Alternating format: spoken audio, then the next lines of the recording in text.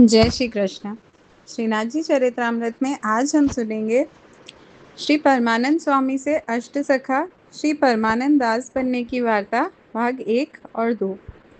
काशी में एक सुबह गंगा जी के किसी घाट से रोज की तरह एक नाव छूटने की तैयारी में थी।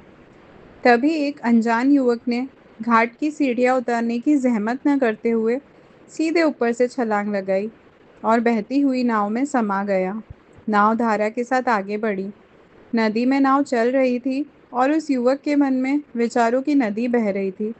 वह सोच रहा था, मैंने इतनी सारी एकादशी की रातों में जागरण किए, इतने सारे कीर्तन गाए, लेकिन कल के जागरण में क्या विशेषता थी? वह कपूर क्षत्रिय कौन था? उसके वश में श्री नवनीत प्रिय जी कैसे हुए होंगे? मैंने उस क्षत्रिय को इसी ओर जाते देखा था। यदि वह मिल जाए तो मेरा काम बन जाए। मुझे उसे कहीं से भी खोज निकालना है। कितना अद्भुत स्वरूप उस सेवक की गोद में विराजमान था। वह युवक कन्नौज का ब्राह्मण था। निर्धन माता पिता की झोपड़ी में उसका जन्म हुआ था।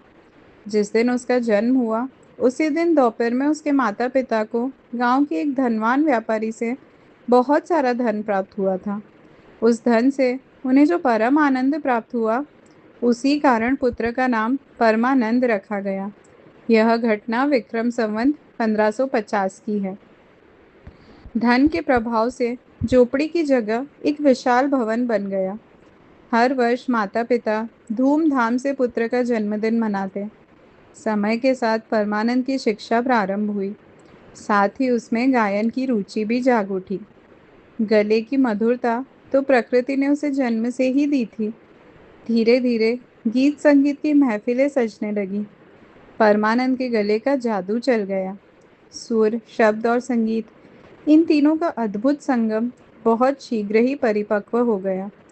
उसके मधुर स्वर की मिठास लोगों के दिलों पर छा गई। जिसे देखो वही परमानंद के रचे गीत गुनगुनाता।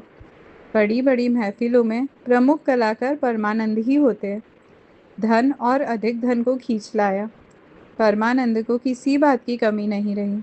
देश देशांतर में परमानंद कविवर के रूप में प्रसिद्ध हो गए और गुणीजनों के संग के कारण उन्हें स्वामी कहकर पुकारा जाने लगा। अनेक रसिक जन परमानंद स्वामी के सेवक बनने लगे। जय श्री कृष्ण।